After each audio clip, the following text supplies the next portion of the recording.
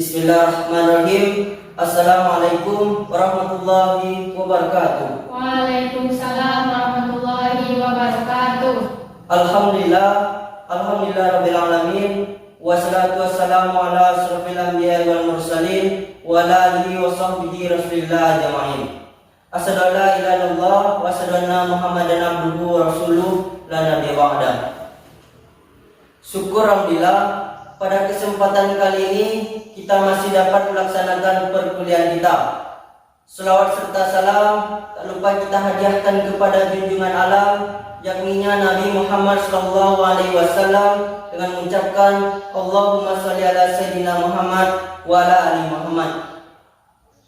Saya Dery Putra Nafaldi sebagai moderator akan memandu jalannya presentasi pada hari ini. Sebelum saya membuka materi pada siang hari ini, perkenalan materi akan langsung disampaikan oleh teman saya, Nur Aziza. Terima kasih moderator atas waktunya. Saya Nur Aziza. Di sini saya akan memperkenalkan materi yang akan kita bahas pada hari ini.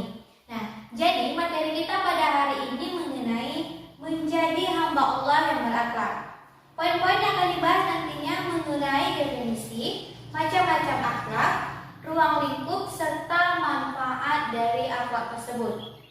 Nah, dalam materi ini, peserta didik dituntut untuk mengidentifikasi dan mengetahui serta menerapkannya dalam kehidupan sehari-hari. Jadi setiap pengenalan materi dari saya akan saya serahkan kepada moderator.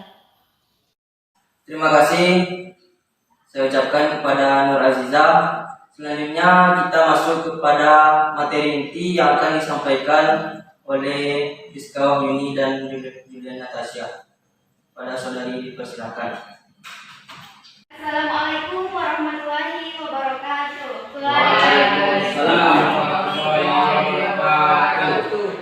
Baik anak-anak semua, pada hari ini kita masuk lagi mata pelajaran akidah akhlak. Nah, sebelum kita masuk ke materi kita hari ini, ada yang tahu apa materi kita hari ini? Tidak, Bu. Nah, jadi materi kita hari ini yaitu menjadi hamba Allah. Kenapa, Bu? Yang baik.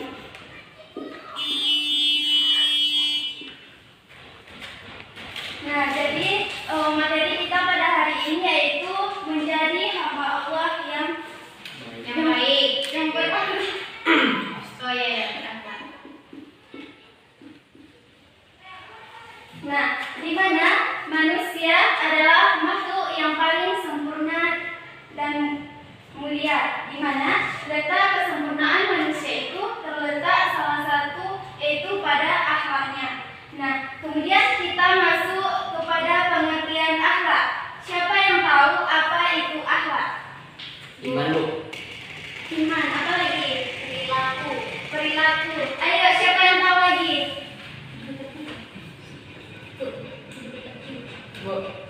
Budi pekerti. Iya, budi pekerti. Nah, jadi secara bahasa kata akhlak itu berasal dari bahasa Arab, yaitu al-akhlak, yang merupakan bentuk jamak dari kata khuluq atau khaliq, yang berarti tabiat atau budi pekerti. Nah, selanjutnya sedangkan secara istilah akhlak itu adalah suatu keadaan yang melekat pada jiwa manusia yang melahirkan perbuatan-perbuatan yang mudah tanpa melalui proses pemikiran, pertimbangan atau penilaian. Nah, sampai di situ paham? Paham. Nah, selanjutnya kita masuk kepada macam-macam akhlak.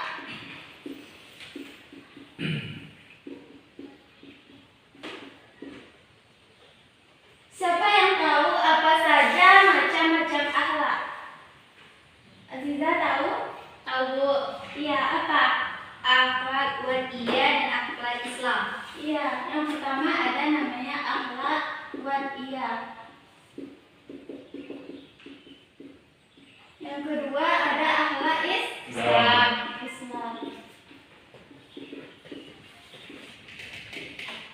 Nah, yang pertama siapa yang tahu apa arti dari akhlak wadiyah? Ada yang tahu? Tidak, Bu.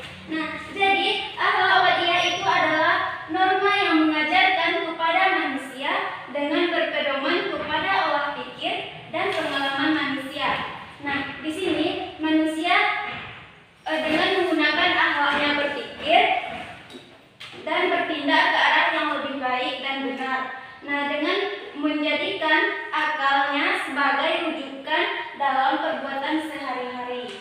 Nah, yang kedua ada akhlak Islam. Apa itu? Nah, jadi akhlak Islam itu adalah akhlak yang mengajarkan kepada manusia dengan mengambil tuntunan yang diberikan Allah dan Rasulullah SAW dalam Al-Quran dan Hadis. Nah, selanjutnya ada ciri-ciri akhlak Islam. Ada yang tahu ciri-ciri akhlak Islam? Belum, Bu. Nah, di sini Ibu akan menjelaskan 3 ciri akhlak Islam. Yang pertama, kebaikannya bersifat mutlak. Yang kedua, ada kebaikannya bersifat menyeluruh. Dan yang ketiga, tetap dan konsekuensial. Nah, dari ketiga yang Ibu jelaskan ciri-ciri tadi, ada yang bisa mendefinisikan secara jelas tentang ciri-ciri akhlak Islam?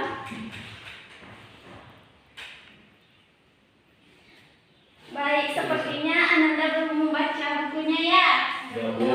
Nah, baik, yang pertama tadi ada kebaikannya bersifat mutlak. Nah, artinya kebaikan yang terkandung dalam akhlak Islam merupakan kebaikan yang murni, baik untuk individu maupun untuk masyarakat. Nah, yang kedua ada kebaikannya bersifat menyeluruh. Apa artinya? Artinya kebaikan itu untuk seluruh umat Islam, baik di segala zaman dan di semua tempat. Nah, yang ketiga ada tetap dan konsekuensial. Apa artinya? Artinya kebaikan yang terkandung di dalamnya bersifat tetap, tidak berubah oleh perubahan waktu dan tempat atau perubahan hidup di masyarakat. Sampai di situ paham? Paham, Bu. Baik, selanjutnya saya akan melanjutkan penjelasan dari saudari Siska Purwani tentang manfaat akhlak terpuji dan ruang lingkup dari akhlak tersebut. Yang pertama, yaitu manfaat dari akhlak terpuji adalah membuat kita untuk selalu berpikir positif. Apa itu berpikir positif? Positive thinking, Bu. Berpikir yang baik, Bu. Oh, berpikir yang baik, Jangan positive berpikir buruk, thinking. Bu. Apa? Jangan berpikir buruk. Ya, boleh. Ya. Ada lagi yang lain? Itu aja, Bu. Oke. Untuk jawaban dari anak-anak Ibu, itu semua sudah benar. Positive thinking, tidak berpikir jelek, itu semua sudah benar. Maksudnya adalah yaitu cara kita berpikir atas segala sesuatu dari segi yang baik terhadap segala hal. Contoh, Ibu baru bertemu dengan Nur Aziza misalkan. Tapi Nur Aziza ini terlihat pandangannya itu julid, selalu julid sama semua orang gitu. Matanya itu selalu tidak diam jika bertemu dengan orang lain. Tapi Ibu belum tentu, belum bisa Ibu menilai Nur Aziza ini adalah seseorang orang yang jahat ataupun orang yang sombong. Tetapi Ibu harus mengajak Nur Aziza ini untuk berbicara terlebih dahulu, berbicara dengan dia, berbincang, baru kita bisa mengetahui seperti apa orang lain tersebut. Kemudian yang kedua, membuat seseorang itu lebih sopan dan santun. Sebelum kita lanjutkan, ada yang tahu seperti apa sopan dan santun itu? Apa yang dimaksud dengan sopan dan apa yang dimaksud dengan santun? Ada yang tahu? Apa itu sopan? Ya, Bu. Apa itu? Sopan selalu berperilaku baik atau menghormati orang yang lebih tua atau menundukkan kepala saat berjalan di depan orang tua. Oke, ada lagi yang lain? Ya, sepertinya di sini hanya Nur Azizah ya yang menjawab pertanyaan dari Ibu. Tidak apa-apa. sopan itu lebih menekankan kepada tutur kata dan budi bahasa seseorang. Sedangkan santun yaitu lebih menekankan kepada perilaku dan sikap seseorang seperti yang dikatakan oleh Nur Azizah tadi, menundukkan kepala saat berjalan di depan orang yang lebih tua, menundukkan badan, itu merupakan hormat kita terhadap orang yang lebih tua sehingga kita memiliki sikap akhlak terpuji yang sopan dan santun. Kemudian yang ketiga, berprasangka baik terhadap orang lain. Maksudnya dengan jangan kita tuh terlalu cepat menilai ataupun mencap seseorang ini sebelum kita tahu bagaimana orang tersebut dan siapa dia. Kemudian yang keempat, membuat hati menjadi tenang. Orang yang berakhlak terpuji ataupun berakhlakul karimah akan selalu hidup dengan tenang dan memiliki hati yang tentram. Oke, kita lanjut ke ruang lingkup akhlak. Apa itu ruang lingkup? Ada yang tahu apa itu ruang lingkup? Ya Bu, Apa itu? sesuatu yang ada di sekitar kita Bu. Oke, ada lagi yang lain? Ayo, anak-anak ibu semuanya, apa itu yang dimaksud dengan ruang lingkup? Oke, ibu lanjutkan. Ruang lingkup itu ya seperti yang dikatakan oleh teman kita Nur Azizah tadi adalah yang mencakup sekitar kita. Itu kalau kita membahas tentang aspek lingkungan. Tetapi kita saat ini membahas tentang akhlak, yaitu segala sesuatu yang berada di lingkungan akhlak terpuji.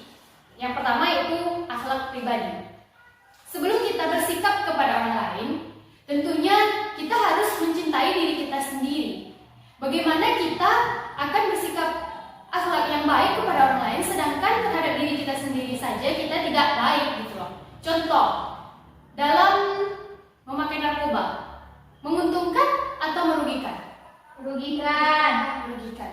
Contoh yang merugikan dari narkoba itu seperti apa? Merusak diri sendiri Bu. Oke, dengan cara? Kecanduan. Oke, kecanduan. Ada lagi? Ya, salah satunya adalah kecanduan.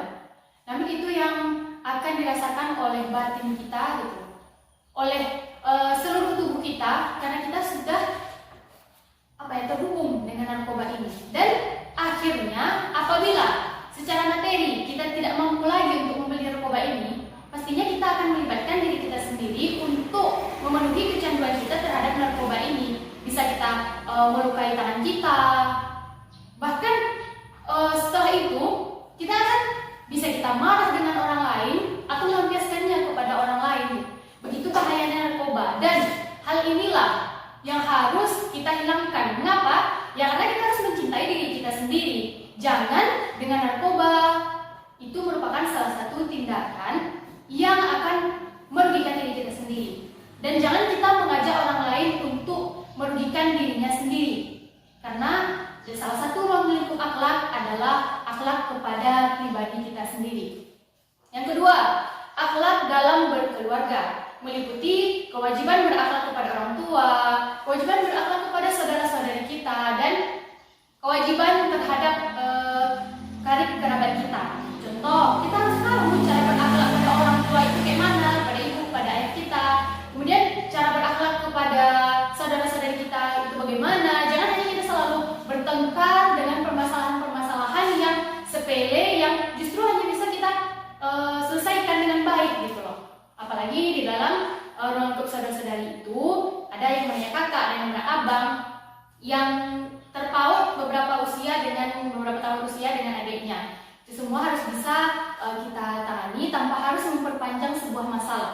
Kemudian kepada karib kerabat seperti kepada paman, berakhlak seperti apa, kepada bibi, ete, pak ete, dan karib kerabat lainnya. Kemudian yang terakhir yaitu akhlak dalam bermasyarakat.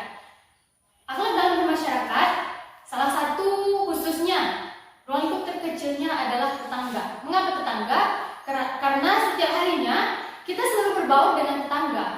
Tetangga tahu bagaimana susah senang hidupnya kita, dan hal ini dijelaskan dalam Quran dalam surah An-Nisa ayat 36 yang berbunyi, Bismillahirrahmanirrahim.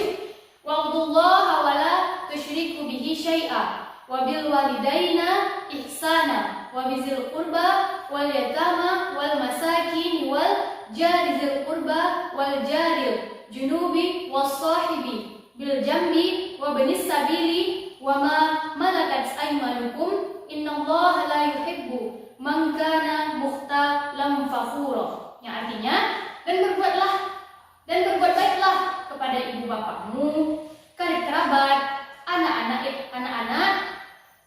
yatim, orang-orang miskin serta tetangga yang dekat maupun tetangga jauh. Di sini sudah dijelaskan bahwa tidak hanya kepada diri pribadi, keluarga, tapi sudah mencangkup lingkungan masyarakat, sebagaimana kita harus menerapkan atau memiliki akhlakul karimah agar kita dicintai oleh Allah Subhanahu wa taala dan tidak merugikan orang lain sebagai tetangga kita, keluarga, bahkan diri kita sendiri. Terima kasih, saya serahkan kepada moderator.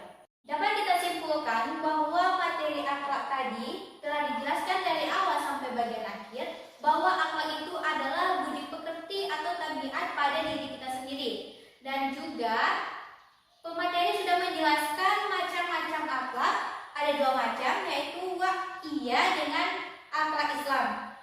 Selanjutnya tadi sudah membahas mengenai ruang lingkup serta manfaat-manfaat dari akhlak tersebut. Sekian simpulan dari kami. Saya serahkan kembali kepada moderator. Terima kasih kepada pemateri yang telah menyampaikan materinya dengan bagus. Kami dari kelompok 5 akan mengakhiri presentasi kami pada hari ini. Saya Dewi Putra Nofaldi sebagai moderator. Mohon maaf atas segala kesilapan. Akhir kata, wassalamualaikum warahmatullahi wabarakatuh.